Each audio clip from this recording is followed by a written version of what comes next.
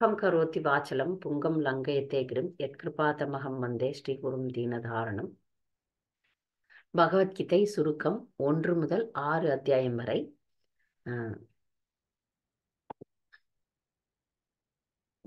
பக்தர்களுக்கு இது தெரியுதான்னு மட்டும் சொல்லுங்க. யாராவது ஒருத்தர் சொல்லுங்க. தெரியுது. Very good. பகவத்கீதை உண்மையுருவில் அறிமுகத்துல பிரபுபாதர் அறிமுகம் எழுதுறார் பகவத்கீதைக்கு. அதுல வர முக்கியமான கருத்துக்களை மட்டும் பார்க்கலாம். பகவத்கீதையை எப்படி ஏற்றுக்கொள்ள வேண்டும்னு சொல்றார். பகவான் கிருஷ்ணரே முழுமுதற் கடவுள் என்பதை எடுத்துக்கொள்ள வேண்டும். அர்ஜுனனை போன்று கிருஷ்ணருடன் நேரடி தொடர்புள்ள பக்தர்களால தான் கிருஷ்ணரை பகவத்கீதையை புரிந்து கொள்ள முடியும். அதுக்கு ஒரு உதாரணம். அப்ப நாம அர்ஜுனனா இல்லைனாலும் அர்ஜுனனை போன்ற மனநிலையாவது வைத்துக் கொள்ள வேண்டும். குரு பரம்பரையின் மூலம் புரிந்து கொள்ள வேண்டும். தத்துவ ரீதியாகவாது ஏற்றளவில்னு சொல்றோம் பாருங்க, தியரட்டிக்கல்னு ஆங்கிலத்துல சொல்லுவோம். தியரட்டிக்கலாவது பகவத்கீதையை கிருஷ்ணரை ஏற்றுக்கொள்ள வேண்டும். அப்பொழுதுதான் பகவத்கீதையை நம்மால படிக்க முடியும். இதுல ஒரு ஒரு உதாரணம், மருத்துவர் கொடுக்கின்ற மருந்துகளை சாப்பிட்டாதான் மருத்துவரோடு நமக்கு நல்ல சம்பந்தம் ஏற்படும். அதுபோல பக்தி தொண்டின் மூலமாகத்தான் பகவத்கீதையை நாம் அணுக முடியும் அப்படின்னு சொல்லப்பட்டிருக்கு. பகவத்கீதையினுடைய நோக்கம், இந்த பௌதிக உலகம் துன்பமயமானது. அதுல எல்லாருமே அர்ஜுனனை போலதான் குழம்பி இருக்கிறாங்க.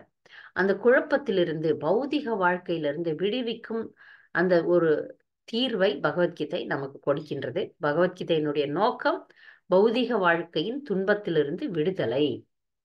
பகவத்கீதையினுடைய 5 விஷயங்கள் நம்ம ஏற்கனவே பார்த்தோம். ஜீவன், ஈஸ்வரர், பிரகிருதி, காலம், கர்மா. உயிர்வாழிகள், கட்டுப்படுத்துபவர், பௌதிக இயற்கை, காலம் என்பது நேரம், செயல்கள், கர்மா. இந்த விஷயங்கள்ல மற்றது எல்லாமே எப்பொழுதும் இருக்கக்கூடியது. கர்மா மட்டும் அதாவது நித்தியமானது கிடையாது. யாரும் மைக்க மட்டும் ஆன் பண்ணாதீங்க, கிளாஸ்ல சத்தம் வரும். 4வது கருத்து, இது சுருக்கமா தான் இங்க போட்டிருக்கிறோம். 4வது கருத்து, வேத ஞானத்தை. பகவத்கீதை என்பது வேத ஞானம். இதை எப்படி புரிந்து கொள்ள வேண்டும் அப்படின் போது, உள்ளது உள்ளபடியே. அதுல குறுக்கு கேள்வி கேட்கறது அதெல்லாம் கேட்கப்படாது. சந்தேகம் கேட்கலாம், சந்தேகம் நிவர்த்தி தரப்படும். ஆனால் இதை அப்படியே எடுத்துக்கொள்ள வேண்டும். ஏன்னா நாமளே ஆராய்ச்சி பண்ணோம்னா அதே விளைவு தான் வரும், அதே ரிசல்ட் தான் வரும். உதாரணத்துக்கு பசுஞ்சாணம் என்பது கிருமி நாசினி, மருந்து பொருள் அப்படின்றத விஞ்ஞானிகள் இப்பொழுது கண்டறிந்திருக்கிறார்கள். ஆனால் வேத அறிவு நமக்கு சொல்லுது, பசுஞ்சாணத்தை நாம் பூஜைகளுக்காக பயன்படுத்தி கொள்ளலாம், தூய்மைப்படுத்தும் பொருளாக பயன்படுத்தி கொள்ளலாம். பொதுவா மலம் என்றாலே, மலம் தொட்டா நம்ம குளிக்கணும். ஆனால் இந்த பசுஞ்சாணம் என்பது மலம் கிடையாது, ஒரு மருந்து பொருள், ஒரு தூய்மைப்படுத்தும் பொருள் என்பது வேதத்துல சொல்லப்பட்டிருக்கு. இது ஒரு உதாரணம். அப்போ வேதங்கள் எங்கிருந்து கொடுக்கப்பட்டிருக்கிறது? வேதம்ன்றது, பகவத்கீதையும் வேதம் தான். வேதம் என்பது மனிதர்களால கொடுக்கப்படாதது. மனிதர்களால கொடுக்கப்படாததுன்றதுனால அதை ஆபுருஷேயா அப்படின்னு சொல்றோம். அதை ஏன் புருஷன், ஏதாவது ஒரு மனிதர்கள் ஒரு ஞானத்தை கொடுக்குறாங்கன்னா அதை நம்ம ஏற்றுக்கொள்ள முடியாது. ஏன்னா மனிதர்களுக்கு 4 குறைகள் உண்டு. நிச்சயமாக தவறு செய்யக்கூடியவன் மனிதன், பெரும்பாலும் மதிமயங்கி இருக்கிறான், மற்றவர்களை ஏமாற்றும் குணம் இருக்கிறது, பக்குவமற்ற புலன்களால் கட்டுப்படுத்தப்பட்டவனாக இருக்கிறான். இதனால நம்ம வேத ஞானத்தை தான், நமக்கு ஆன்மீக அறிவு வேண்டும், கடவுளை அடைய வேண்டும் அப்படின்னா வேத ஞானத்தை உள்ளது உள்ளபடியே அவ்வாறே ஏற்றுக்கொள்ள வேண்டும். நமது புலன்களை கொண்டு பகவானை அறிய முடியாது. அர்ஜுனனை போல சரணடைந்து தெரிந்து கொள்ள வேண்டும். பகவத்கீதையை படிக்கிறதுனால என்ன பலன், பிரயோஜனம்? சம்பந்த, அபிதய, பிரயோஜன என்ற 3 முக்கியமான குறிக்கோள்களை கொண்டது பகவத்கீதை. சம்பந்தம் என்றால் பகவானுக்கும் எனக்கும் என்ன சம்பந்தம் இருக்கிறது என்பதை அறியும் ஞானம். அபிதய என்றால் அந்த சம்பந்தத்தை, பகவானிடம் இருக்கும் நம்முடைய சம்பந்தத்தை எப்படி அடைவது என்பது பக்தி தொண்டு. அடைஞ்ச பிறகு, இந்த பக்தி தொண்டை செய்த பிறகு பிரயோஜனம் என்ன பலன்? ஆன்மீக உலகை அடையலாம். சனாதன தர்மம் என்பது ஜீவனுடைய சேவை செய்யும் இயற்கை, அதை அடையலாம். அனைவருமே சேவை தான் செய்கிறோம். கணவன் மனைவிக்கும், மனைவி கணவனுக்கும், நாய் முதலாளிக்கும், முதலாளி நாய்க்கும், இப்படி உலகத்துல, பௌதிக உலகத்துல அனைவரும் ஒருவருக்கு ஒருவர் சேவை செய்கிறோம். கிருஷ்ணருக்கு சேவை செய்யவில்லை என்றால் மாயைக்கு சேவை செய்ய வேண்டும்.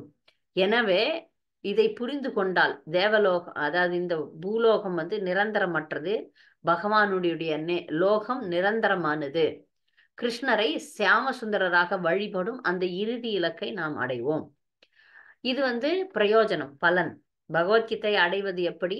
9 விதமான பக்தி தொண்டை செய்ய வேண்டும். மரண நேரத்தில் கண்டிப்பாக கிருஷ்ணரை நினைக்க வேண்டும். எப்பொழுதும் எந்த ஒரு செயலையும் மாம் அனுஸ்மர அப்படின்னா பகவானை எண்ணிக்கொண்டு எந்த ஒரு செயலையும் செய்ய வேண்டும். இதற்கு உதாரணமா பிரபுபாதர் காதலனையே நினைத்து கொண்டு வேலை செய்யும் ஒரு குடும்ப பெண்ணை பற்றி சொல்கிறாள். குடும்பத்துல அவ நல்ல வேலை செய்வா, ஆனா அவளுடைய எண்ணம் எப்படி காதலனை சந்திப்பது, எப்படி இந்த செயலை செய்வது என்பதை பற்றின சிந்தனை இருக்கும். இது ஒரு பௌதிக உதாரணம். இந்த உதாரணத்தை நம்ம வாழ்க்கையில எடுத்துக்கிறதுல பக்தி தொண்டை அப்படி செய்யணும்னு சொல்லப்பட்டிருக்கு. பக்தி தொண்டுல இருக்கும் நாம நம்முடைய கடமைகளை சிறப்பாக செய்து கொண்டு பகவானுடைய நினைவுல இருக்க வேண்டும். மனம் மற்றும் புத்தியை பகவானின் நினைவிலே வைக்க வேண்டும். இதனால் இந்திரியங்கள் கட்டுப்படும். பக்தி தொண்டை பயில வேண்டும். தன்னை உணர்ந்த ஆன்மீக குருவை சரணடைந்து பணிவோடு சேவை செய்து பக்தி தொண்டை புரிய வேண்டும். இப்போ இந்த பகவத்கீதையினுடைய விஷயங்களை பிரபுபாதர் 3 விஷயமாக கொடுக்கிறார் நமக்கு. இது வேதத்துல சொல்லப்பட்டிருக்கு. சம்பந்த ஞானம், அபிதய ஞானம், பிரயோஜன ஞானம் என்பது. சம்பந்தம் என்பது மனிதனுக்கும் பகவானுக்கும் உள்ள நித்திய உறவு, அதை அறிவது சம்பந்த ஞானம். மனிதன் பகவானுக்கு ஆற்ற வேண்டிய கடமை, பகவானுடைய இயற்கையை அறிவதுதான் வந்து அபிதய ஞானம். இதுவும் ஞானம்தான். இந்த 3 வகையான ஞானங்கள் பகவத்கீதையில் கொடுக்கப்பட்டிருக்கிறது. சம்பந்த ஞானம், அபிதய ஞானம். அபிதய ஞானத்துல பகவானுக்கு ஆற்ற வேண்டிய தொண்டு, பகவானுடைய இயற்கையை அறிதல். இதை செய்யும் போது மனித வாழ்க்கையின் குறிக்கோளை ஒருவன் அடைந்து விடுவான். அதுதான் பிரயோஜனம். இந்த 3 வகையான ஞானங்களும் இங்க கொடுக்கப்பட்டிருக்கிறது. அறிமுகம் முடிஞ்சிடுச்சு. அடுத்து அத்தியாயம் 1. அத்தியாயம் 1ல முதல் கட்டம் குருஷேத்திர போர்க்களத்தில் படைகளை கவனிக்கிறார்கள். அப்போ அர்ஜுனன் கிருஷ்ணரை கேட்கிறான், என்ன படைக்கு நடுவுல வைங்க அப்படின்னு சொல்லிட்டு. பகவானும் அவரை படைக்கு நடுவுல வைக்கிறார்.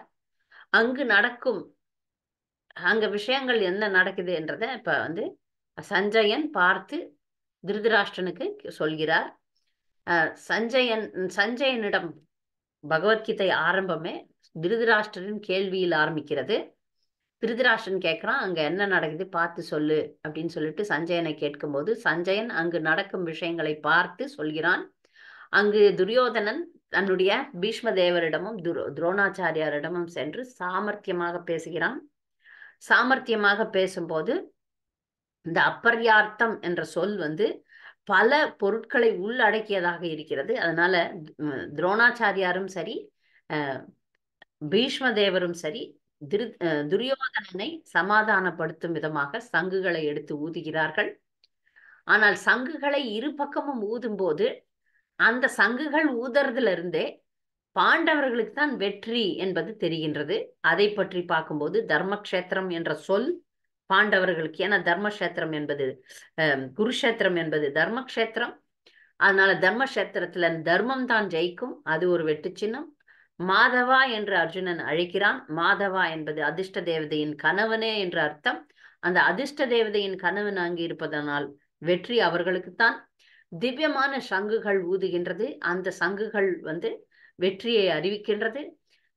மிக சிறந்த ரதத்தில் மகதி அந்தனே அப்படின்னா மிக சிறந்த ரதத்தில் இருக்கும். அந்த ரதம் வந்து அக்னி தேவனால் கொடுக்கப்பட்டது அர்ஜுனனுக்கு. அதனால அந்த ரதமும் வெற்றி சின்னம். அப்புறம் ஹிருதயானி வயதாரையேத் அப்படின்னா இந்த பாண்டவர்கள் ஊதிய சங்குனால கௌரவர்களுடைய இதயம் சுக்கு நூறாக சிதறி போனது. அதனால வந்து அதுவும் வந்து வெற்றிக்கான சின்னம். கபித்வஜ அப்படின்னா அனுமானின் கொடி அர்ஜுனனிடம் இருந்தது. அனுமான் எங்கு இருக்கிறாரோ அங்கு வெற்றி என்பது தெரிய வந்தது. இப்ப பகவத்கீதையினுடைய முதல் அத்தியாயத்திலேயே பாண்டவர்கள் தான் வெற்றி பெற போகிறார்கள் என்பது அங்கிருக்கும் சில வசனங்களிலிருந்து அறிந்து கொள்ளலாம். அதற்கான விஷயங்கள் இங்க வந்து 6 விஷயங்களாக சொல்லப்பட்டிருக்கு.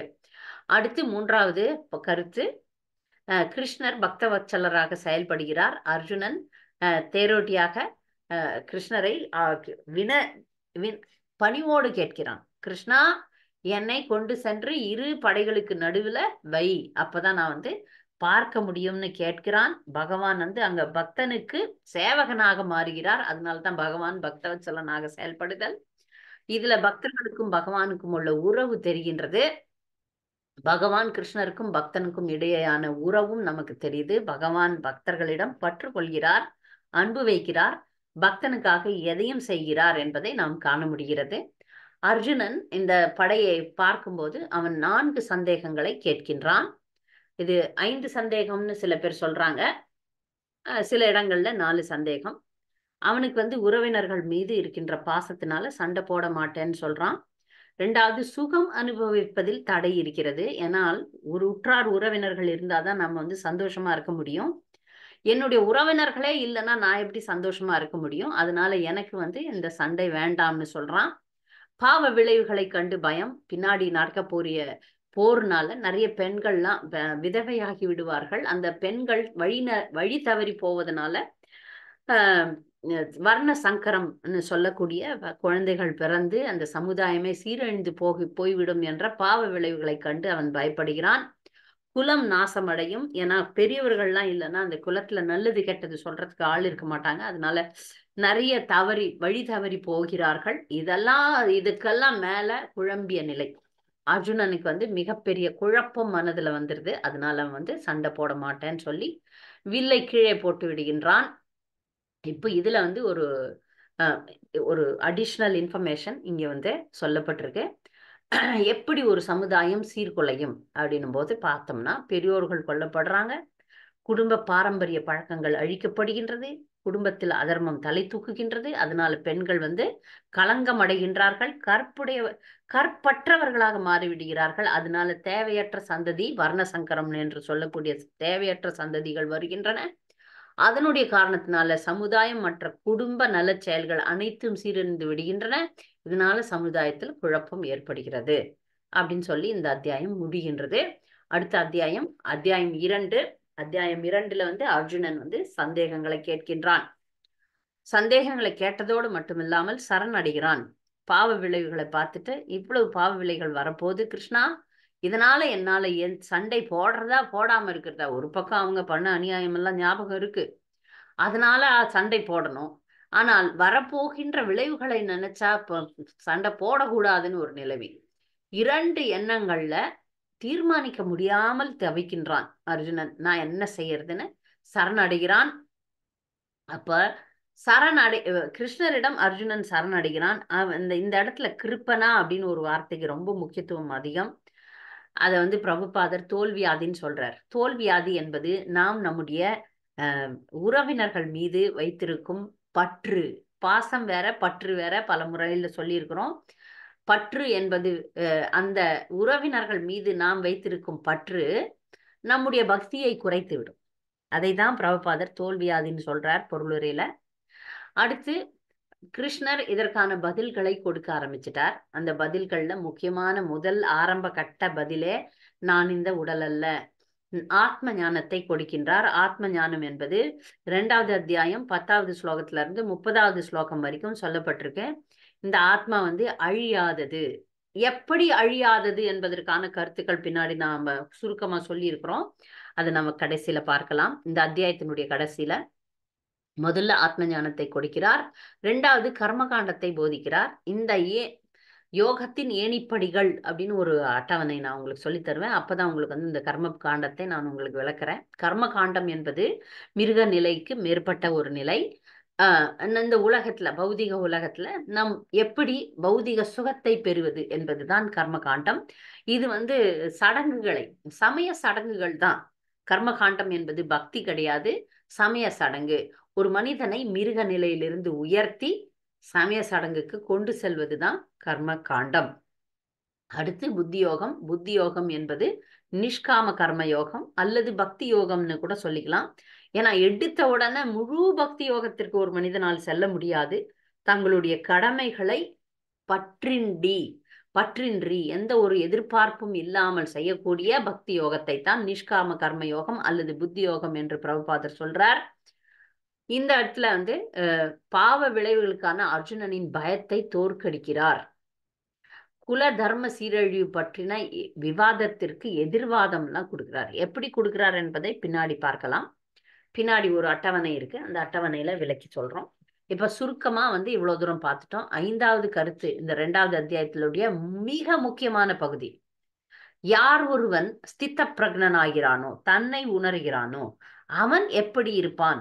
அர்ஜுனன் கேள்வி கேட்கிறான். தன்னை உணரும் மனிதன் எப்படி இருப்பான் அப்படின்னு கேட்கிறார். அவனை வந்து ஸ்தித பிரக்னா அப்படின்னு சொல்றோம். அந்த ஸ்தித பிரக்னன் அவனுடைய அறிகுறிகளை அர்ஜுனன் கேட்கிறான். அதுக்கு பகவான் பதில் சொல்றார். சமாதி நிலைக்கு முதல்ல போகணும்னு சொல்றார். இதெல்லாம் சொல்லிட்டு சமாதி நிலையை பற்றி சொல்கிறார். புத்தி யோகத்தில் செயல்படுவதன் மூலமாக ஒருவன் பௌதிக பற்றிலிருந்து விடுபட்டு நன்மை தீமைகளால் பாதிக்கப்படாத சமமான நிலையில் ஸ்ரீ கிருஷ்ணரில் ஆழ்ந்த உணர்வு என்னும் முக்தி நிலையே சமாதியாகும். சமாதினா என்னன்னு சொல்லிடுறார். சமாதினா செத்து போய் அங்க பொச்சு வைக்கிறது இல்லை. அதாவது முழு கிருஷ்ண உணர்வில் முக்தி அடைதல் தான் சமாதி. அப்ப அந்த நிலையில இருக்கக்கூடிய ஒரு பக்தனை ஸ்தித பிரக்னன் அப்படின்னு சொல்றார். அப்ப ஸ்தித பிரக்னானாக இருந்து கிருஷ்ண உணர்வில் இருந்து நீ போரிடுவாயாகன்னு ஒரு வார்த்தையை விடுறார். அப்ப ஸ்தித பிரக்னன் என்பவன் யார்? அவன் எப்படி பேசுவான்? அவன் எப்படி நடப்பான் அப்படின்னு சொல்லிட்டு அர்ஜுனன் கேட்கிறான். அப்ப ஸ்தித பிரக்னனுடைய அறிகுறிகளை கிருஷ்ணர் சொல்றார். ஸ்தித பிரக்னன் தன்னில் திருப்தியுற்றவன், மகிழ்ச்சியுடன் கிருஷ்ண பக்தியில் ஈடுபடுகிறான். அவன் எப்படி பேசுவான்? மற்றவர்களின் செயல்களுக்கு பிரதிபலிக்கும் விதமாக பேசுவான். 3 வகை. பேசுறதுன்றது பிரதிபலிப்பது. பேசுறதுன்னா இந்த பேசுறது கிடையாது. எப்படி பேசுவான் அப்படின்னு அர்ஜுனன் கேட்கிற கேள்வியினுடைய அர்த்தம் அவன் எப்படி நடந்து கொள்வான்னு அர்த்தம். 3 வகை துன்பங்களுக்கு மத்தியில் அவன் பாதிக்கப்பட மாட்டான். அவனுக்கு பற்றுதல், பயம், கோபம் கிடையாது. இதிலிருந்து விடுபட்டு இருப்பான். அவன் நல்ல தீய செயல்களால் பாதிக்கப்படாமல் இருப்பான். நல்லதும் இங்க கெட்டதுதான், கெட்டதும் இங்க கெட்டதுதான் என்பதை நாம் ஏற்கனவே விளக்கி இருக்கிறோம். அதனால நல்ல தீய செயல்களால் பாதிக்கப்பட மாட்டான். செயல்களை கிருஷ்ணரின் கருணையாக எண்ணுகிறான். அது எந்த செயலா இருந்தாலும் அது கிருஷ்ணருடைய கருணை என்று எண்ணிக்கொள்வான். அவன் எப்படி அமருவான் என்பது அவனுடைய புலன்களை எப்படி கட்டுப்படுத்துவான், எப்படி அமருவான் என்பது, எப்படி புலன்களை கட்டுப்படுத்துவான் என்பது, அவன் புலன் நுகர்ச்சி பொருட்களிலிருந்து இழுத்து கொள்ளும் தன்மை உடையவான். இப்ப புலன் நுகர்ச்சி பொருட்களை பார்த்தவொன்னே ஒரு ஆமை தன்னுடைய புலன்களை எப்படி உள்ளோர இழுத்து கொள்கிறதோ அந்த மாதிரி செயல்படுவான்.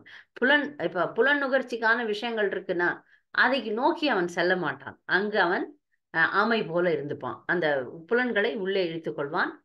அவன் இப்படி உள்ளே இழுத்து கொண்டு உள்புறமாக பகவானுடைய சேவையில் உன்னத ஆனந்தத்தை அனுபவிப்பான். இதுதான் அவன் புலன்களை செயல்படுத்தும் விதம். அவனுடைய மகிழ்ச்சி பக்தி தொண்டில் இருக்கும். அவனுடைய மகிழ்ச்சி புலன் நுகர்ச்சியில் இல்லை. அவன் எப்படி நடந்து கொள்வான்? அவன் எப்படி புலன்களை செயல்படுத்துவான்? விடுதலைக்கான சட்ட திட்டங்களின்படி செயல்படுவான். பாய்ந்து வரும் பௌதிக ஆசைகளால் சஞ்சலம் அடைய மாட்டான். புலன்கள் புலன் நுகர்ச்சி பொருட்களிலிருந்து விலக்கப்பட்டுள்ளன. அவன் புலன் நுகர்ச்சி பொருட்கள் பின்னாடி போக மாட்டான். இதுதான் ஸ்தித பிரக்னன். இப்போ நம்ம ஆத்மாவை பற்றி முதல் கட்டத்திலே கிருஷ்ணர் சொன்னதை இங்க சுருக்கமா நம்ம சொல்லியிருக்கிறோம். ஆத்ம ஞானம் என்பது ஆத்மா எப்படிப்பட்டது, ஆத்மாவின் பல்வேறு குணங்களாக இங்க இவ்வளவு குணங்களை கிருஷ்ணர் சொல்றாரு. ஏன்னா அப்பதான் ஆத்மாவினுடைய தன்மையை நாம் புரிந்து கொள்ள முடியும் என்பதற்காக. அவினாஷி, அழிக்க முடியாது. ஆத்மாவை அழிக்க முடியாது, அழியாதது.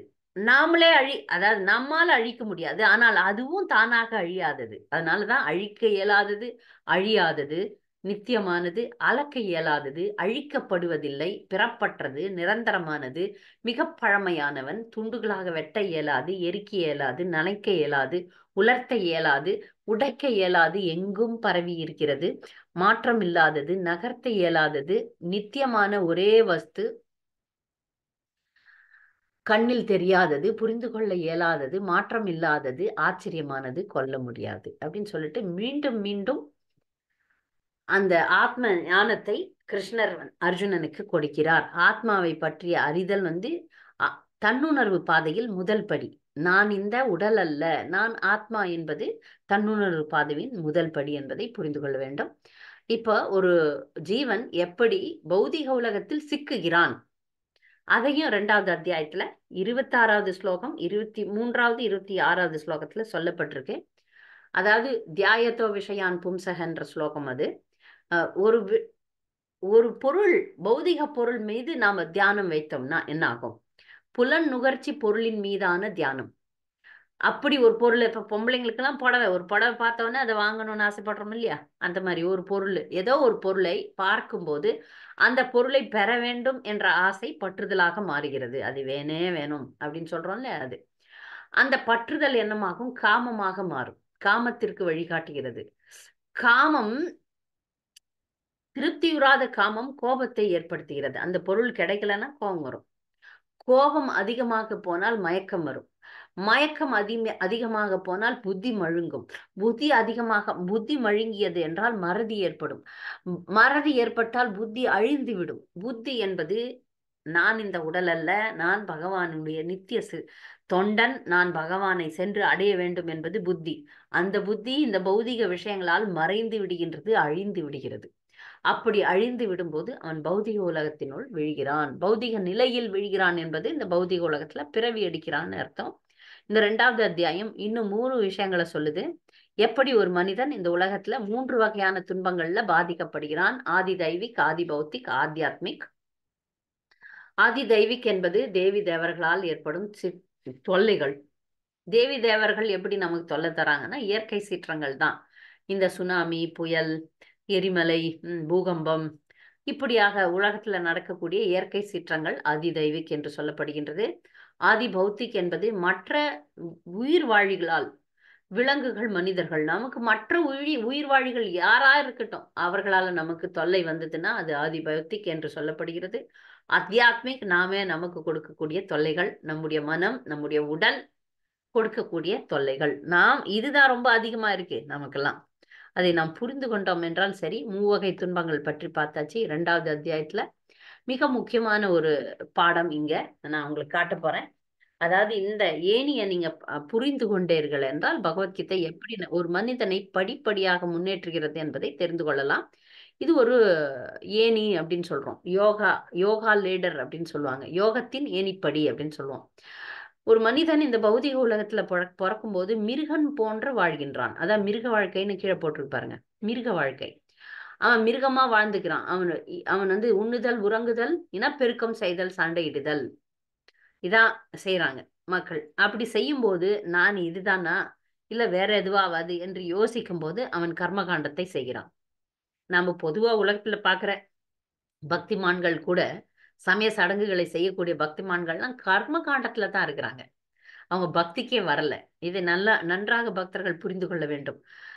பகவானை அடைதல், நான் ஆத்மான்ற இந்த எண்ணத்துக்கு வராம வெறுமனே புண்ணிய காரியங்கள், சமய சடங்குகள்லாம் செஞ்சா அது கர்மகாண்டம்.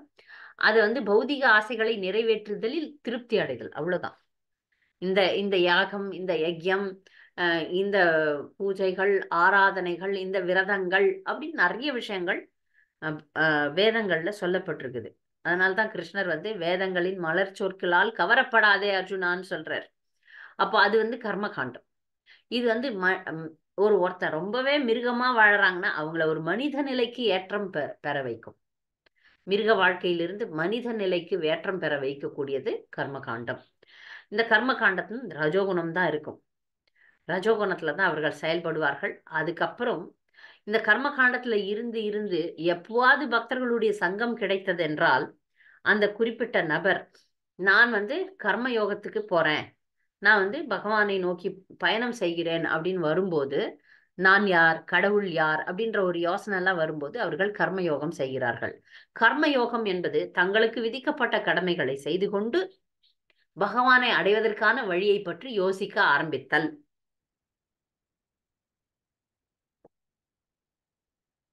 அப்படி யோசிக்க ஆரம்பிக்கும் போது அவர்கள் தங்களுடைய கடமைகளை செய்கிறார்கள், கூடவே உயர்ந்த குறிக்கோளை ஏற்றுக்கொள்கிறார்கள். அதுல ஆசையோடு, எதிர்பார்ப்போட, நான் இந்த காரியம் செஞ்சா பகவான் என்ன நல்லா வச்சுப்பாரா, எப்படி வைப்பார் அப்படின்ற ஒரு எதிர்பார்ப்புகளோடு அந்த கர்மயோகத்தை செய்யும் போது அது சகாம கர்மயோகம் ஆகிறது. அந்த எதிர்பார்ப்புகளே இல்லாமல் பகவான் என்ன செஞ்சாலும் பரவாயில்ல, நான் என் கடமையை செஞ்சுட்டு பகவானுடைய அருளுக்காக காத்திருப்பேன்றது நிஷ்காம கர்மயோகம். எந்த ஒரு ஆசையும் இல்லாமல் கடமைகளை செய்து பக்தி தொண்டை செய்வது நிஷ்காம கர்மயோகம். இந்த நிஷ்காம கர்மயோகம் சற்றேறக்குரிய தூய பக்தியோடு ஒப்பிடப்படுகிறது. இப்ப இந்த நிஷ்காம கர்ம யோகத்துல இருந்து அடுத்தபடியாகிய பகவானை பற்றின ஞானம், இது பக்திக்கு அனுகூலமான ஞானமும் இருக்கு, பக்திக்கு பிரதிகூலமான ஞானமும் இருக்கிறது. இப்ப இது வரைக்கும் இன்னும் அவங்க தூய பக்திக்கு வராமலும் போகலாம். கர்மயோகத்தை செய்து செய்து செய்து அவர்கள் ஞான நிலையை அடைகிறார்கள். நான் யார், இந்த உடல் அல்ல அப்படின்னு சொல்லிட்டு ரஜோகுணத்துல இருந்து சத்துவ குணத்துக்கு வராங்க, ஞானத்தை வளர்த்தி கொள்கிறார்கள். இது வரைக்கும் கூட மாயாவாதிகள் கூட இவ்வளவு தூரம் வந்துடுறாங்க. அப்ப ஞானமும் பற்றற்ற நிலையும் இந்த உலக வாழ்க்கையை பற்றி தெரிந்து கொண்டு ஞானத்தை வளர்த்து கொண்டு இந்த உலகத்துல இருக்கக்கூடாது, இந்த உலகத்தை விட்டு போக வேண்டும்னு கூட வரலாம். வந்துட்டு அதுக்கப்புறம் அஷ்டாங்க யோகம் பயில்கிறார்கள். அஷ்டாங்க யோகம் பற்றிலாம் நான் பின்னாடி வரும், தியான யோகத்துல விளக்கப்படும். அதை செய்யும் போது முக்குணங்கள்ல இருந்து விடுபடலாம். ஒரு மனிதன் முக்குணங்கள்ல இருந்து விடுபடலாம். அப்படி அஷ்டாங்க யோகம் செய்து தியான யோகத்துல முழுக்க முழுக்க அவர்கள் பிரம்மனை உணரலாம். ஏன்னா இங்க வரைக்கும் அவங்க பக்தி தொண்டை எடுக்கல, பிரம்மனை அறிகிறார்கள். பூரண உண்மை என்பது பிரம்மன் தான் அப்படின்னும் போது பிரம்ம ஜோதியில போய் அவங்க இங்கே சிக்கலாம். முக்குணங்கள்ல இருந்து விடுபட்ட நிலைதான் பிரம்மனை அறிவதும் கூட. அல்லது அந்தர்யாமி பரமாத்மாவை, இதயத்தில் பரமாத்மா இருக்கிறார் என்ற பொதுவான கருத்து, அது இதயத்தில் இருக்கும் பரமாத்மா கிருஷ்ணர்னு நினைச்சா மாறிடும், பாதை மாறிடும். வெறுமனே பரமாத்மா அப்படின்னாலும் இந்த நிலை, இந்த பிரம்மனை உணர்தல், பரமாத்மாவை உணர்தல் என்பது இந்த பௌதிக உலகம்தான், ஆன்மீக உலகம் கிடையாது. எப்பொழுது பிரம்மனை உணர்ந்து பரமாத்மா கிருஷ்ணர் தான் என்பதை அறிகிறார்களோ அவர்கள் பக்தி யோகம் செய்து பகவானை அடைவார்கள், பகவானை உணர்வார்கள். அப்ப இந்த படிகள்லாம் இல்லாம நேரடியாக பக்தி தொண்டை தான் நம்முடைய ஆச்சாரியர்கள் நம்முடைய கலியுகத்துல கொடுத்திருக்கிறாங்க. அதுலயும் படிகள் உண்டு, அதுலயும் படிப்படியாக ஒரு பக்தன் முன்னேறலாம். இது பொதுவான யோகத்தினுடைய எணிப்படி. அப்போ மிருக வாழ்க்கை முதல்ல இருக்கு, அப்புறம் கர்மகாண்டம், கர்மயோகம், ஞான யோகம், அஷ்டாங்க யோகம், அதுக்கப்புறம் பரமாத்மாவை உணர்ந்து அதுக்கப்புறம் பகவானை அடைதல். இது 2வது அத்தியாயத்துல பொதுவாக சொல்லப்பட்ட சில விஷயங்கள். அதை இங்க அட்டவணையா சொல்லிட்டோம். இப்போ அர்ஜுனன் சண்டை போட மாட்டேன் அப்படின்னு சொல்றார். அதுக்கு கிருஷ்ணர் கொடுக்கக்கூடிய பதில்கள், எதுக்கெல்லாம் நான் சண்டை போட மாட்டேன்னு சொன்னாரோ அதுக்கெல்லாம் ஏன் சண்டை போடணும்னு கிருஷ்ணர் பதில் கொடுக்கிறார். அதை இங்க ஒரு அட்டவணையாக போட்டிருக்கிறோம், அதை நீங்க பார்க்கலாம். அர்ஜுனன் சொல்றான், என்னுடைய உறவினர்கள் மீதான பாசம் இருக்கிறது, அதனால நான் சண்டை போட மாட்டேன்னு சொல்றார். அதுக்கு கிருஷ்ணர் சொல்றார், ஆத்ம ஞானத்தை கொடுக்கிறார், நீ இந்த உடல் அல்ல, ஆத்மா அழிவற்றது, அதனால நீ உடல் மீது பற்று வைக்காதே அப்படின்னு சொல்றார். 2வது சுகம் அனுபவிப்பதில் உள்ள தடை, சுகம் நான் அனுபவிக்க முடியாதுன்னு அப்படின்னு சொல்றார். உன்னுடைய கடமையை நீ செய்யலைன்னா நீ சுகம் அனுபவிக்க முடியாது. உன்னுடைய கடமை நீ சண்டை போடணும், நீ சத்திரியன், நீ உன்னுடைய கடமையை செய்ய வேண்டும். நீ இந்த போர்ல நீ வெற்றி பெற்றால் இந்த உலகத்தினுடைய சுகத்தை அனுபவிக்கலாம். தோல்வி அடைந்தால், மடிந்தாய் என்றால், சண்டையில நீ மடிந்து போனாய், இறந்து போனாய் என்றால் சொர்க்கத்துக்கு போலாம். அதனால நீ இதுல சுகம் அனுபவிப்பதுல ஒரு தடையும் இல்லை, உன்னுடைய கடமையை செய்ன்னு சொல்றார்.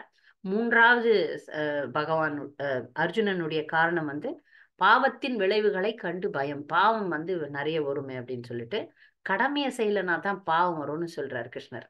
பாவ விளைவுகளை சிக்காமல் நாம் போரிட முடியும். அதனால புத்தி யோகத்தை சொல்றார். புத்தி யோகம்ன்றது பக்தி யோகம்னு நம்ம ஏற்கனவே சொன்னோம். ஸ்தித பிரக்னன், இன்ப துன்பங்கள்ல சமநிலையில் இருப்பது, இந்த உலகாய விஷயங்கள்ல திசை திரும்பாமல் இருப்பது, அதெல்லாம் சொல்றார். அங்கதான் புத்தி யோகத்தை சொல்லி பாவ விளைவுகள் வராமல் செயல்படலாம் அப்படின்ற ஒரு பதிலை பகவான் கொடுக்கிறார். அப்புறம் குலம் நாசம் அடையும் அப்படின்னு சொல்லும்போது அப்பதான் சொல்றார், வேதங்களின் மலர் சொற்களிலிருந்து வெளியே வான்னு சொல்றார். வேதங்கள் கர்மகாண்டம் தான் போதிக்கிறது, அதுல இருந்து வெளியே வா, கடமையை செய்யலனா தான் குலம் நாசம் அடையும், நீ தர்மத்தை காக்கலாம், நீ ஒரு தர்மவாதி, நீ இந்த போரில் வென்று நீ தர்மத்தை நிலைநாட்டலாம், நீ மன்னனானா எப்படி குலம் அழிக்கப்படாது அப்படின்னு சொல்றார். குழம்பிய நிலைக்கு தான் அவர் ஸ்தித பிரக்னனை பற்றி பேசுகிறார். தன்னை உணர்ந்த மனிதனாக நீ மாறுவாயாக என்று சொல்றார். அதனால 2வது அத்தியாயத்தினுடைய சுருக்கத்தை இங்கு போட்டிருக்கிறோம். எந்த நிலை, இந்த யோகத்தின் ஏணிப்படிகள் சொன்னோம் இல்லையா, கர்ம காண்டம், கர்ம யோகம், ஞான யோகம், அஷ்டாங்க யோகம், பக்தி யோகம், இதில் எந்த ஒரு நிலையை அடைவதற்கும் நமக்கு சிறிதாவது பக்தி வேண்டும். எந்த நிலையிலும் பக்தர்களுடைய சங்கம் கிடைத்தால் பக்தி பாதைக்கு வந்து விடலாம்.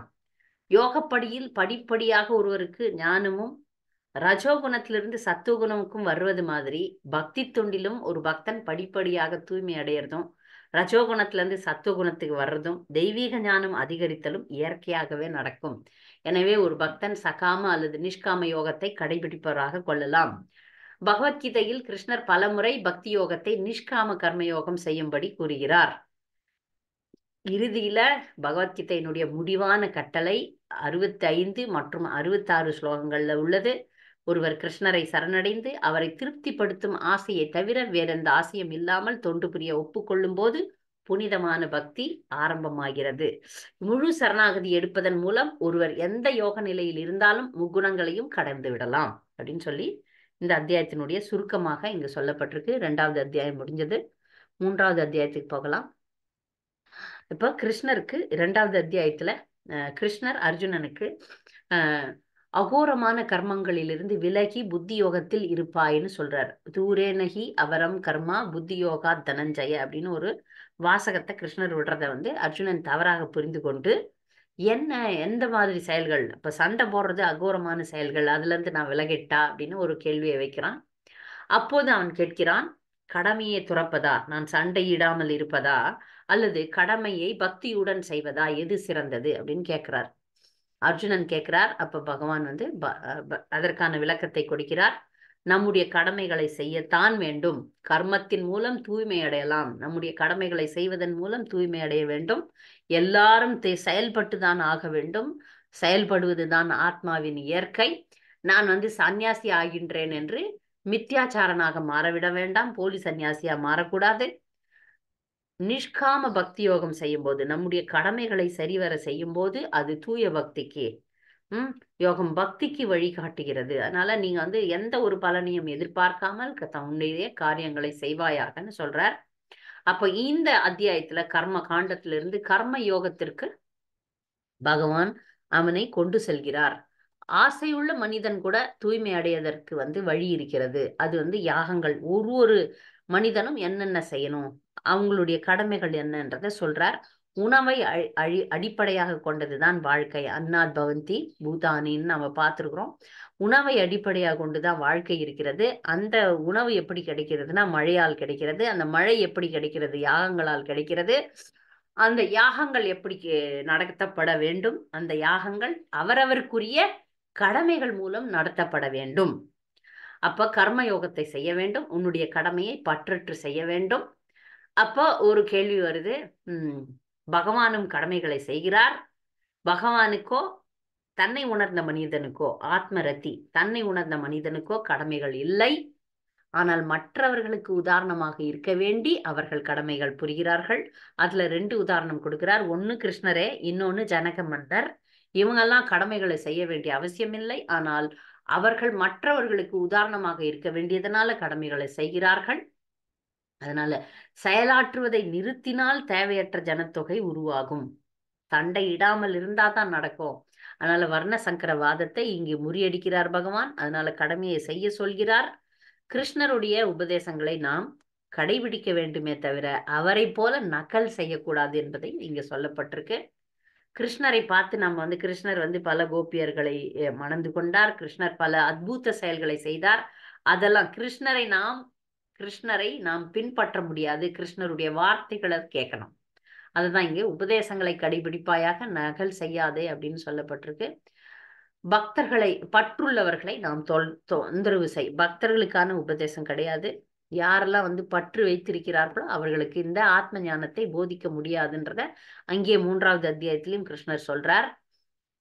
அப்புறம் 3வது அத்தியாயத்துல மிக முக்கியமான ஒரு விஷயம், நானே கர்த்தான்ற எண்ணத்துல இருந்து நம்ம வெளியே வர வேண்டும்.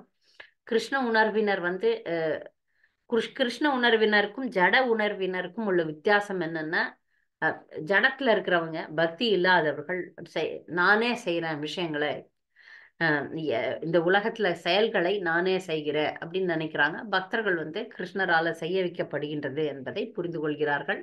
பக்தியில் செயலாற்ற வேண்டும். பலன் நோக்கி செயலாற்றல் 2த்துக்குரிய வேறுபாட்டை அறிந்திருப்பதனால பூர்ண உண்மையின் ஞானமுடையவன் தன்னை புலன்களிலும் புலன் நுகர்ச்சிகளிலும் ஈடுபடுத்திக் கொள்வதில்லை. ஒரு பக்தன் வந்து தன்னை இதெல்லாம் புரிந்து வைத்திருப்பதனால அவன் வந்து புலநோக்கு செயல்கள்ல புலன் நுகர்ச்சியில வந்து ஈடுபடுவதில்லை, பலன் நோக்கு செயல்களில் ஈடுபடுவதில்லை. அப்போ வந்து யாரெல்லாம் வந்து ஆத்மாவை பற்றி அறியாமல் இருக்கிறார்களோ, மந்தா அப்படின்னா மந்த புத்தி உடையவர்களோ, அவர்களெல்லாம் நம்ம தொந்தரவு செய்யக்கூடாது. அவர்களுடைய வாழ்க்கையில நம்ம போய் இதை செய் அதை செய்யன்னு சொல்லக்கூடாதுன்னு கிருஷ்ணர் சொல்றார். பக்தர்கள் பகவானை விட கருணை உடையவர்களாக இருப்பதனால அறிவற்ற மனிதர்களையும் கிருஷ்ண உணர்வில் ஈடுபடுத்துகிறார்கள். சில நேரங்கள்ல பாத்தீங்கன்னா பக்தர்கள், தூய பக்தர்கள் இதை செய்ய முடியும். அவர்கள் வந்து பிரச்சாரத்தில் ஈடுபட்டு மந்தமாக இருப்பவர்களையும் முன்னேற்றுகிறார்கள். அப்புறம் முக்கியமான ஒரு கருத்து 3வது அத்தியாயத்துல, பிறர் கடமையை செய்வதைவிட தவறாயினும் தன்னுடைய கடமையை செய்ததுதான் நல்லதுன்னு சொல்றார். அதனால அவரவர் கடமைகளை செய்ய வேண்டும். அடுத்து காமத்தை பற்றி கேட்கிறான் அர்ஜுனன். காரணம் என்ன? நான் வந்து வெற்றி பெறாததற்கு காரணம் என்ன அப்படின்னு கேட்கும்போது, காமமே அனைத்து பாவ செயல்களுக்கும் காரணம். அப்போ ஜீவன் வந்து காமத்தினால மூடப்பட்டிருக்கிறது. எப்படி உதாரணமாக நெருப்பு, புகை. புகை வந்து எப்படி நெருப்பை மூடி இருக்கிறது, தூசுகள் எப்படி கண்ணாடியை மூடி இருக்கிறது, வயிற்றில் தாயின் கர்ப்பத்தில் இருக்கும் சிசுவை எப்படி கர்ப்பப்பை மூடி இருக்கிறதுன்ற 3 நிலைகளை சொல்றார். அதுல வந்து காமம் தான் இப்படி மூடி மறைத்திருக்கிறது ஒரு ஜீவராசியை, உயிர் வாழிகளை இப்படிதான் மூடி இருக்கு. அப்ப அந்த காமம் தான் ஒரு ஜீவனுடைய நித்திய எதிரியாக இருக்கிறான். காமம் எங்கெல்லாம் அமர்ந்திருக்கிறதுனா புலன்கள், மனம், புத்தியில காமம் அமர்ந்திருக்கிறது. இந்த காமங்களை எப்படி வெற்றி கொள்வது? கர்மேந்திரியங்கள் ஜட பொருளை விடவும், மனம் இந்திரியங்களை விடவும், புத்தி மனதை விடவும், ஆத்மா புத்தியை விடவும் உயர்ந்தவனாக இருக்கிறான். அப்ப காமத்தை எப்படி வெற்றி கொள்வது என்ற ஒரு கேள்வி எழுகிறது. அது 4வது அத்தியாயமாக மாறுகிறது. இந்த காமம் இத்தனை இடங்கள்ல அமர்ந்திருக்கிறதுன்னு பார்த்தோம். அந்த காமம் எப்படி ஜீவனை மறைத்திருக்கிறதுன்னு பார்த்தோம். அந்த காமத்தை எப்படி வெற்றி கொள்வது? காமத்தை உன்னத அறிவு கொண்டு வெற்றி கொள்ளலாம். அப்ப காமத்தை வெற்றி கொள்ளணும்னா, இப்ப சாதாரணமாக எதிரிகளை வெற்றி கொள்வதற்கு மன்னர்கள் என்ன உத்தியை கையாண்டுவார்கள் என்றால், சாம பேத தண்ட முறைகளை கையாள்வார்கள் ராஜாக்கள். அப்போ காமத்தை நாம் வந்து இப்ப ராஜாக்கள் வந்து சாம பேத தண்ட அப்படின்னு 3 பரஸ்பரமா உட்காந்து பேசி பரிசு பொருட்கள்லாம் கொடுத்து சமாதானப்படுத்துவாங்க, வாக்குவாதம் நடத்துவாங்க. அது இந்த 2 முறைக்கும் ஒத்து வரலன்னா தண்டிப்பார்கள். மிக சக்தி வாய்ந்த அரசர்கள் மற்ற தவறான அரசர்களை தண்டிப்பார்கள். இப்ப காமத்தை நாம எப்படி தண்டித்து தான் ஆக வேண்டும். நம்முள் இருக்கும் காமத்தை தண்டித்து தான் வெற்றி கொள்ள வேண்டும் அப்படின்னு சொல்லிட்டு 3வது அத்தியாயம் முடிகிறது. இந்த 3வது அத்தியாயத்தினுடைய சுருக்கம் இங்கே இருக்கிறது. மனித வாழ்க்கையின் குறிக்கோள் பகவானை திருப்திப்படுத்துதல். திருப்திப்படுத்த மிகச்சிறந்த வழி கலங்கமற்ற வழுவாத பக்தி தொண்டு. கலியுகத்துல மிக முக்கியமான யஜ்யம் நாம உச்சாடனம். உச்சாடனத்துக்கு சிறந்தது ஹரே கிருஷ்ண மாமந்திரம். அனைத்து உயிர் வாழிகளும் பகவானை சார்ந்துதான் இருக்கிறது. பகவானை சார்ந்து வாழும் உயிர்களுக்கு அடிப்படை வந்து உணவு தானியங்கள். உணவு தானியங்கள் விளைவதற்கு மழை காரணமாகிறது, மழை வருவதற்கு யஜ்யம் காரணமாகிறது. யஜ்யம் எப்படி செய்யப்படுகிறது? விதிக்கப்பட்ட கடமைகள் மூலமாக யஜ்யம் செய்யப்படுகிறது. கடமைகள் எங்கு விதிக்கப்பட்டிருக்கிறது? வேதங்கள்ல விதிக்கப்பட்டிருக்கிறது. வேதங்கள் எங்கிருந்து வந்தது? முழுமுதற் கடவுளாகிய கிருஷ்ணரிடம் இருந்து வந்திருக்கிறது. இதெல்லாம் 3வது அத்தியாயத்துல முடிஞ்சு போச்சு. 4வது அத்தியாயம் காமத்தை எப்படி வெற்றி கொள்வது என்ற கேள்வியோடு ஆரம்பிக்கப்படுகின்றது. உன்னத அறிவின் மூலமாக காமத்தை வெற்றி கொள்ளலாம். திவ்யமான ஞானத்தை அடையறதுக்கு ஒரு வழி இருக்கிறது. அது குரு பரம்பரை, சீட பரம்பரை மூலமாக அடைய வேண்டும். விவஸ்வான் மனுவுக்கும், மனு ஈஸ்வாவுக்கும் அப்படியாக சங்கிலி தொடராக அந்த ஞானம் இருந்து வந்தது. இப்ப கீதை ஏன் பகவான் கீதையை அர்ஜுனனுக்கு ஏன் சொல்கிறார் என்றால், அர்ஜுனன் பக்தனாகவும் இருந்ததுனால அவனுக்கு சொல்லப்படுகிறது. இப்ப அர்ஜுனன் பகவானை கேள்வி கேட்கிறான். நான் வந்து இப்ப நீங்க சொன்னீங்க இந்த பகவத்கீதை சூரிய தேவன், மனு இவர்கள் காலத்துல சொல்லப்பட்டது. உனக்கு எப்படி பகவத்கீதை தெரியும் போது அப்போ கிருஷ்ணர் சொல்றார், நான் பல பிறவிகளை அறிந்தவன், நீ பல பிறவி எடுத்தாலும் உன்னுடைய பிறவிகளை நீ அறியாதவன். கிருஷ்ணர் பிறப்பற்றவர், தன்னுடைய சுய வடிவிலேயே தோன்றுகிறார். அவர் தோன்றுவதற்கான அதுதான் ஆத்ம மாயையான்னு சொல்றாங்க. தன்னுடைய சுய வடிவில தான் பகவான் அவதரிக்கிறார். அவருடைய தோன்றுவதற்கான காரணம் சாதுக்களை காக்கவும், துஷ்டர்களை அழிக்கவும், தர்மத்தை நிலைநாட்டவும் அவர் வருகிறார். முக்கியமாக லீலை புரிய வருகிறார். பகவானுடைய இந்த தெய்வீக தன்மையை அறிந்தவன் மறுபிறவி எடுப்பதில்லை. அதனால நம்ம பயம், பற்று, பயம், கோபம், பீதராக, பய, குரோத, அதை பற்று, பயம், கோபம் இவற்றை விட்டுவிட்டு உன்னத பிரேம நிலையை அடைய வேண்டும். அப்ப பகவானை சரணடைய வேண்டும். பகவானை சரணடைவதற்கேற்றவாறு பகவான் பலன் தருகிறார். தேவர்களை வழிபட்டு உடனடியான பலன் கிடைக்கின்றது அப்படின்ற சரணடைதல் பற்றியும் இங்கு சொல்றார் பகவான். அனைத்தும் கிருஷ்ணரையே சார்ந்துள்ளது. அதனால வர்ணாசிரமமும் பகவானையே சார்ந்திருக்கிறது. அதனால அனைத்தும் கிருஷ்ணரையே சார்ந்திருக்கிறதுன்றதுனால நம்முடைய செயல்களுக்கு அவர் பொறுப்பாளி கிடையாது. நாம் எல்லா செயல்களும் பகவானுடைய அனுமதி இல்லாமல் நடக்காது. ஆனால் நாம் செய்யும் நல்லது கெட்டதுகளுக்கு நாம் தான் பொறுப்பாளி என்பது இந்த ஸ்லோகம் சொல்லுது. அதுக்கப்புறம் இந்த ஞானம் இதை பற்றி புரிந்து கொண்ட இந்த ஞானம் நம்முடைய செயல் விளைவுகளிலிருந்து நம்மை காக்கும். நாம செய்யற பாவங்கள்ல இருந்து நம்மை காக்கும். அப்புறம் கர்ம யோகத்தை பற்றி இப்ப பேச ஆரம்பிக்கிறார் கிருஷ்ணர் 4வது அத்தியாயத்துல. கர்மங்கள் அப்படின்னா நல்ல கர்மம், கெட்ட கர்மம் இருக்கு. நல்லது, கெட்டது, தூய்மையான கர்மம், நல்லது கெட்டது கொடுக்காத கர்மம், கர்மா, விகர்மா, அகர்மா. கர்மா என்பது வேதங்களின் அடிப்படையிலான செயல்கள், நல்ல செயல்கள். விகர்மா என்பது தீய செயல்கள், வேதங்களில் உரைக்கப்பட்ட செயல்களுக்கு எதிரானவை, பாவ செயல்கள். இது விகர்மா. ஆகர்மா விளைவுகளை ஏற்படுத்தாத செயல்கள், பக்தி செயல்கள். கர்மா, விகர்மா, அகர்மா. நாம அகர்மா தான் செய்யணும். நமக்கு நல்ல செயல்களை பக்தி தொண்டின் மத்தியத்தில் செய்யணும். நல்ல செயல்கள் பக்திக்காக பகவானை முன்வைத்து பகவானை மத்தியில் வைத்து செய்ய வேண்டும். அதுதான் அகர்மா, நமக்கு விளைவுகளை தராது. இப்ப யஜ்யத்துக்கு நம்ம யஜ்யம் பார்த்தோம். யஜ்யம் கடமைகள், விதிக்கப்பட்ட கடமைகள் மூலம் யஜ்யம் செய்யலாம். யஜ்யம் செய்யறதுனால மழை பெய்யும். அதை நம்ம பார்த்தோம்ல. அந்த யஜ்யங்கள் யார் யார் என்னென்ன செய்யணும்னு சொல்லப்பட்டிருக்கு. கர்மிகள், அதாவது கர்மகாண்டம் செய்யக்கூடிய சாதாரண மக்கள், சமய சடங்குகள் செய்யறாங்க இல்லையா, அவங்க தேவ வழிபாடு செய்யலாம். அதனால அவங்களுக்கு படிப்படியா முன்னேற்றம் வரும். பிரம்மச்சாரிகள் கேட்டல் மூலம், அதனால் அவர்கள் தூய்மை அடைவார்கள். கிரகஸ்தர்கள் புலன் நுகர்ச்சியை கட்டுப்படுத்த வேண்டும். புலன் நுகர்ச்சி செய்யலாம், ஆனா கட்டுப்பாட்டோட செய்யணும். அதற்கு அவர்கள் திவ்யமான வாழ்வை அடைவார்கள். அஷ்டாங்க யோகிகள் புலன்களையே கட்டுப்படுத்தணும். புலன்களையே கட்டுப்படுத்தும் போது தூய்மை அடைகிறார்கள். இப்ப கடைசியில உன்னத ஞானத்தினுடைய சுருக்கத்தை கிருஷ்ணர் சொல்றார். எப்படி உன்னத ஞானத்தை அடையலாம்ன்றத, குருவை அணுகுவதின் அவசியத்தை சொல்றார். பணியுடன் சேவை செய்து கேள்விகள் கேட்க வேண்டும். எப்படி எல்லா உயிரினங்களும் பகவானின் அங்கமே, அவை பகவானில் இருப்பவையே என்பதை உன்னத ஞானத்தினால் அறிய வேண்டும். மிகப்பெரிய பாவியாக இருந்தாலும் ஞான படகுல ஏறிட்டா துன்பக்கடலை கடக்கலாம்.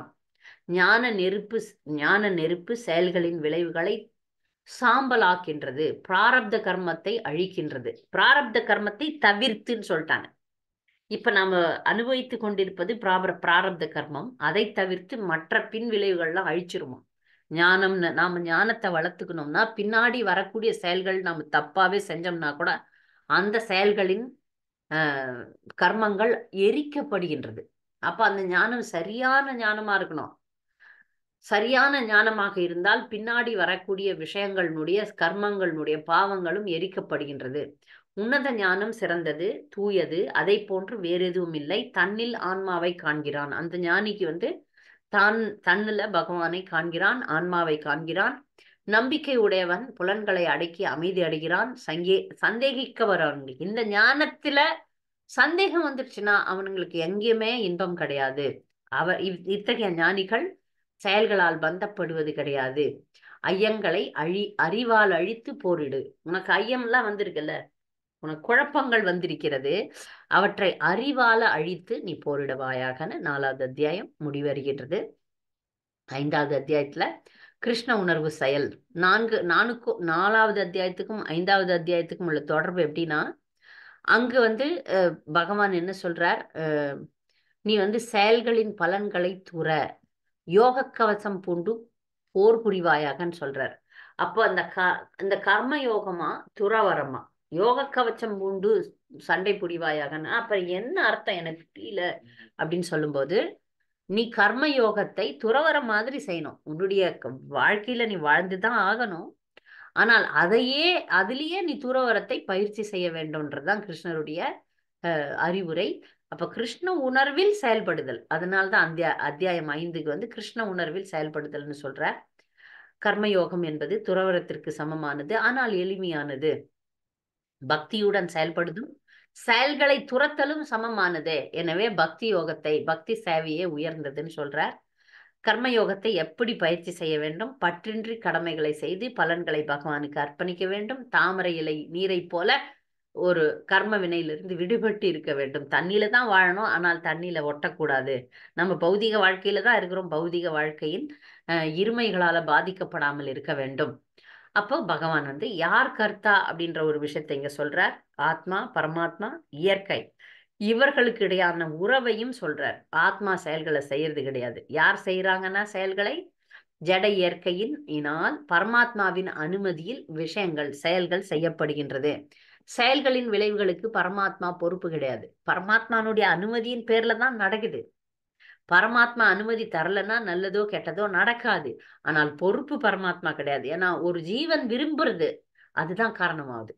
இப்ப செயல்களுக்கு ஆத்மாவே முதல் கர்த்தா, இயற்கை 2வது கர்த்தா, பரமாத்மா இறுதி கர்த்தா. எனவே ஜீவன் இறுதி காரணம் அல்ல என்ற போதிலும் செயல்களின் விளைவுகளுக்கு அவனே பொறுப்பாளி ஆவான். நடுநிலையில் இருந்து அனுமதி கொடுப்பதாக திகழும் பரமாத்மா நல்ல தீய செயல்களுக்கு பொறுப்பாளி அல்ல. இதை புரிந்து கொள்வதே ஞானம். அந்த ஞானத்தின் மூலமாக அறியாமையை களைய இயலும். இப்ப செயல்லாம் எப்படி நடக்குதுன்னு பார்த்துட்டோம். ஜீவன் ஆசைப்படுது, அதுக்கான ஏற்பாட்டை பகவான் கொடுத்துடுறாரு. அப்ப பொறுப்பாளி கிருஷ்ணர் தான் எல்லாத்தையும் நடத்தி வைக்கிறாருனாலும், ஆனா அதுல வர நல்லது கெட்டதுக்கு அவர் பொறுப்பு கிடையாது. நல்லது கெட்டதை அனுபவிக்க வேண்டியது அந்த ஜீவன் தான். ஜட இயற்கை என்பது இந்த சரீரம், பஞ்சபூதங்கள். இந்த பஞ்சபூதங்கள், இந்த சரீரத்தை கொண்டு நாம் செயல்படுகிறோம். நாம் என்பது ஆத்மா. இந்த ஆத்மா தன்னுடைய ஆசைகளை இந்த சரீரத்தை கொண்டு நிறைவேற்றிக் கொள்கிறது. அதனால பொறுப்பாளி ஆத்மாதான். கர்த்தா கிருஷ்ணராக, இறுதி கர்த்தா பகவானாக இருந்தாலும் அந்த நல்லது கெட்டதை அனுபவிப்பது அந்த ஜீவன் தான். அதனால இந்த ஞானத்தை யார் புரிந்து கொள்கிறார்களோ அவர்களுக்கு ஏற்றம் உண்டு. அந்த ஞானத்தின் மூலமாக அறியாமையை களைய முடியும். இதை நாம புரிந்து கொண்டோம் என்றால் மிகவும் கவனமாக இந்த உலகத்துல இருப்போம். அப்ப பரமாத்மாவை, உள்ளிருக்கும் பரமாத்மாவை அறிந்தவன் எப்படி இருப்பான்? எல்லோரையும் அதான் வித்யா வினய சம்பன்னே பிரம்மனே கவியாஸ்தினே சுனி சைவ சுபாக்கேச்ச பண்டிதா சமதர்ஷன என்ற ஸ்லோகம் இங்க வருது. எல்லாரையும் சமமாக காண்கிறான். பிரம்மனி தேஸ்திதா, பிரம்மன் உணர்வு இருக்கிறது. தன்னுள் சுகத்தை அனுபவிக்கிறான். ஆரம்பமும் முடிவும் கொண்ட புலனின்பத்தில் நாட்டம் கொள்வதில்லை.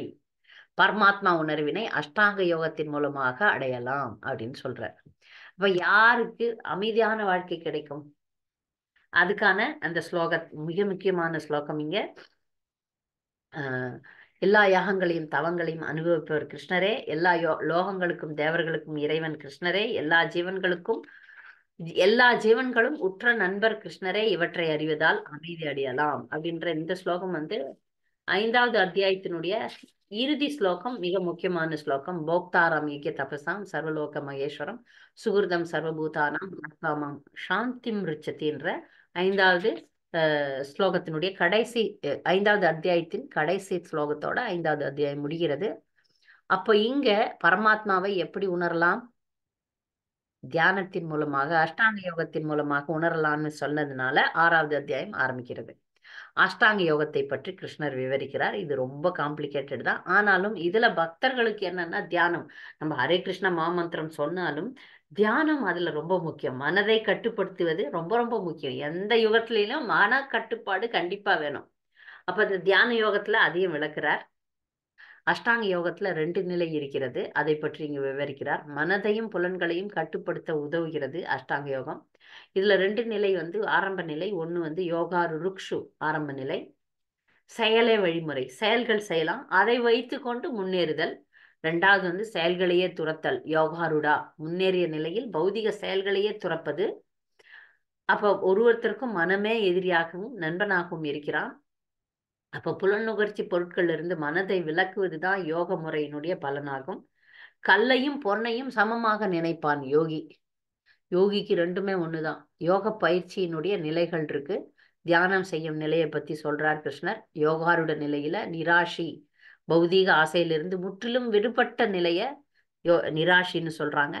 ஏகாக்கி அப்படின்னா ஒரே ஒரு தனிமையான இடத்துல உட்காந்து யோகம் செய்யறது. தர்ப புல் மேல மான் தோலை போட்டு மெல்லிய துணியால போட்டு அமர வேண்டும். புனிதமான இடத்துல இருக்கை வந்து தாழ்வாகவும் இல்லாமல் உயரமாகவும் இல்லாமல் இருக்க வேண்டும். நாசி நுனியில் பார்வையை வைத்து உணவையும் உறக்கத்தையும் கட்டுப்படுத்தி பரமாத்மாவை தியானிக்க வேண்டும். இப்படி தியானிக்கிறதுனால என்ன ஆகும்? அதனுடைய பக்குவத்தை விளக்க ஆரம்பிக்கிறார். யோகத்தின் பக்குவ நிலை குறித்த விளக்கங்கள். அப்ப அந்த யோகம் எப்படி இருக்கணும்? காற்று வீசாத இடத்தில் உள்ள தீபத்தை போன்று நிலைத்த தன்மையுடையதாக இருக்க வேண்டும்.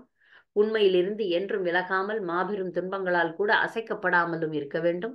முட்டையை இழந்த பறவையை போன்று மன உறுதி இருக்க வேண்டும். நம்ம அந்த கதையை சொல்லியாச்சு. மனதை கட்டுப்பாட்டில் கொண்டு வர வேண்டும். சுய கட்டுப்பாடுடைய யோகி கிருஷ்ணரை எங்கும் எதிலும் காண்கிறான். பரமாத்மா உணர்வு அங்கு ஏற்படுகிறது. பரமாத்மா நிலையிலிருந்து பகவான் நிலைக்கு அவன் ஏற்றப்படுகிறான். அப்ப எல்லா உயிர்களையும் சுகம் துக்கம் இரண்டிலும் சமமாக காண்பவன் யோகி அப்படின்னு முடிக்கிறார். அமைதியற்ற மனதை கட்டுப்படுத்துதல் ரொம்ப கஷ்டமாச்சே கிருஷ்ணா அப்படின்னு கேட்கிறான். அப்ப கிருஷ்ணர் கண்டிப்பா முடியும், நீ சொல்றது சரிதான், மனதை கட்டுப்படுத்துவது முடியாத காரியம். ஆனால் பயிற்சியினாலும் பற்றின்மையினாலும், அபியாசம் வைராக்கியம், பயிற்சி பற்றின்மை 2த்தினாலும் நம்மால மனதை கட்டுப்படுத்த முடியும்னு சொல்றார்.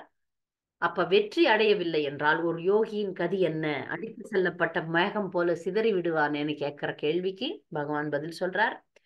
பக்தியில வந்து எதுவுமே வீண் கிடையாது. அவர்கள் எங்கு விட்டார்களோ அங்கிருந்து தொடருவார்கள்.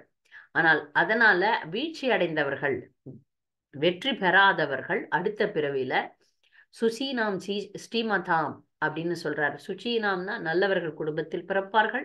ஸ்ரீமதாம் செல்வந்தர்களின் குடும்பத்தில் பிறப்பார்கள். இதெல்லாம் கொஞ்ச பக்தி செஞ்சு வீழ்ந்தவர்கள். நீண்ட பயிற்சி செய்தவர்கள் ஆன்மீகவாதிகள் குடும்பத்துல பிறக்கிறாங்க. பக்தர்கள் குடும்பத்தில் பிறக்கும் குழந்தைகள் கண்டிப்பாக மிக மிக நீண்ட பயிற்சிக்கு பிறகு பிறவிகள் எடுப்பவர்கள். அது மட்டும் தெரிஞ்சுக்கணும். அப்ப இந்த யோகிகள்ல நிறைய யோகிகள் இருக்கிறாங்க. இந்த யோகிகள்ல யார் சிறந்த யோகி? பக்தி யோகியே. யோகி நாமப்பி சர்வேஷாம் மத்கதேனாந்தராத்மனா என்ற ஸ்லோகத்துல பகவான் வந்து கடைசியில பக்தி யோகி தான் சிறந்தவன் அப்படின்னு சொல்லிட்டு 6வது அத்தியாயத்தை முடிக்கிறார். இதோட வந்து 6 அத்தியாயங்கள் முடிகின்றது. இது வந்து அஷ்டாங்க யோகத்துல இருக்கிற வழிகள். யோகாருருக்ஷு யோகாருடஸ்ய, அந்த யோகாருடஸ்யல வந்து யம நியம ஆசன பிராணாயாம பிரத்யாகார தாரண தியான சமாதி. சமாதி பற்றி ஏற்கனவே நம்ம விளக்கம் கொடுத்துட்டோம். சமாதி நிலை என்பது நிலைத்த எண்ணம். கிருஷ்ண உணர்வில் நிலைத்த எண்ணம் தான். அப்ப யமன தடை செய்யப்பட்ட செயல்கள், நியம செய்ய வேண்டிய செயல்கள், ஆசன அமரும் நிலைகள் விதங்கள், பிராணாயாம மூச்சு கட்டுப்பாடு, பிரத்யகாரா புலன்களின் செயல்களை தடுத்தல், தாரணா நிலைத்த எண்ணம், தியானம் பகவானை கண்டிப்பா தியானம் செய்யறது, சமாதி அதிலே மூழ்கி விடுதல். இதுதான் அஷ்டாங்க யோகத்தினுடைய படிகள். அதனுடைய இலக்கு அடையும் நிலை. 6வது அத்தியாயம் முடிஞ்சது. 6வது அத்தியாயத்தோட நான் இப்ப இங்க நிறுத்துறேன். பக்தர்களுக்கு ஏதாவது கேள்விகள் இருந்தா கேட்கலாம். 6 அத்தியாயம் முடிச்சாச்சு. நம்ம இதே போல சுருக்கமா வந்து 7ல இருந்து 12 வரைக்கும் சொல்லுவேன். அப்புறம் 13ல இருந்து 18 வரைக்கும் சொன்னோம்னா நம்ம பகவத்கீதையை நம்ம வந்து ஒரு சுருக்கமாக பார்த்து விடலாம். ஹரே கிருஷ்ணா.